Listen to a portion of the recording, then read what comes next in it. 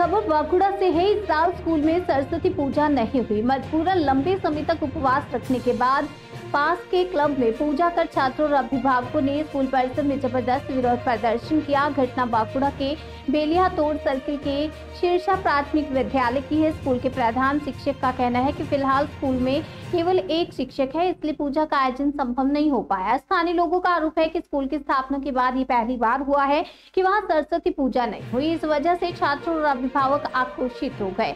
अभिभावकों का कहना है कि यदि शिक्षक पहले से पूजा न करने की जानकारी देते तो वे स्वयं इसकी व्यवस्था कर देते, लेकिन बिना सूचना के इस तरह पूजा रद्द कर देना छात्रों की भावनाओं को ठेस पहुंचाने जैसा है।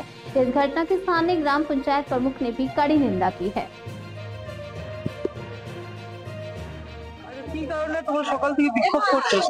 স্কুলে পূজা হয়নি বলে। আচ্ছা, স্কুলে পূজা হয়নি বলে তোমরা বিক্ষোভ করছিলাম। আচ্ছা, তো কেন পূজা হয়নি কিছু জানা গেছে?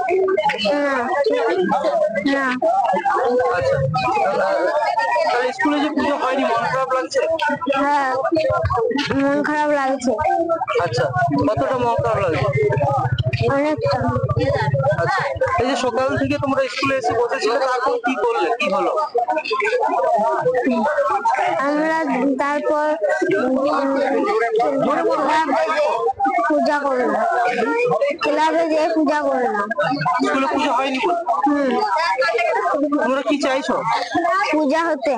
আচ্ছা, তো পরের দিন শিক্ষক এলে কি বললো? কেন পূজা হয়নি সেটা জিজ্ঞাসা করবে। কি নাম তোর? দেখাচ্ছেন কেন? আমরা বিক্ষোভ দেখাচ্ছি এই কারণেই, এই স্কুলটি যখন তৈরি করা আমাদের বাপ ঠাকুর দাদা, তখন আমরা খুব অত্যন্ত নাবালক, প্রায় 65 থেকে 70 বছর ইয়ার লংজিভিটি হয়ে গেল স্কুলটি। তা এতদিন যারা আমরা পূর্বপুরুষ পৈতৃক জিনিস যে সরস্বতী পুজো এখানে করে আসতেন বা কোনোদিন ফেলেনি, আজকে এই দুরবস্থা যে সরস্বতী পুজো হলো না, আমাদের বাচ্চারা যে আজকে ছড়িয়ে ছিটিয়ে উপবাস দিয়ে বসে রয়েছে। আজ মাস্টাররা স্কুলে ঠাকুর এনে কিংবা যদি পয়সা না ছিল ঘটবার দিয়ে পূজা করলে না কেন, তার কৈফিয়ত চায় গ্রাম ওই স্কুলের বাচ্চাদের অভিভাবকরা।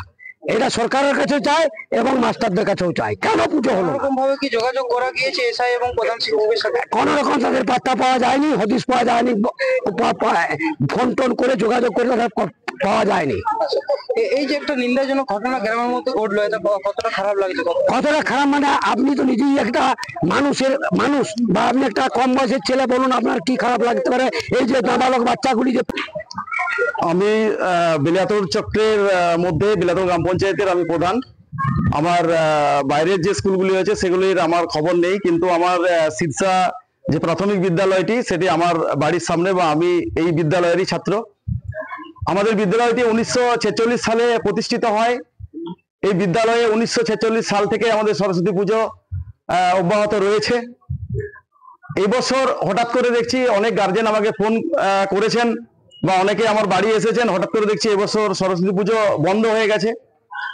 মাস্টারমশাইয়ের কাছে আমরা কোনো কারণ না জেনে মাস্টারমশাই বন্ধ করেছেন এই সরস্বতী পুজো। এই সরস্বতী পুজোটা হলো যে আজকে এই বাচ্চা নিষ্পাপ ছেলেগুলো তারা এই দিনটির অধীর আগ্রহে বসে থাকে, কবে আমাদের সরস্বতী পুজো আসবে, আমরা এই দিনটিতে আনন্দ উপভোগ করব। আজকে আমি এবার নিজের চোখে আমি দেখে এই বিদ্যালয়ে দাঁড়িয়ে আমি খুবই লজ্জিত যে শিক্ষক মহাশয়দের কাছ থেকে আমরা এটা আশা করিনি।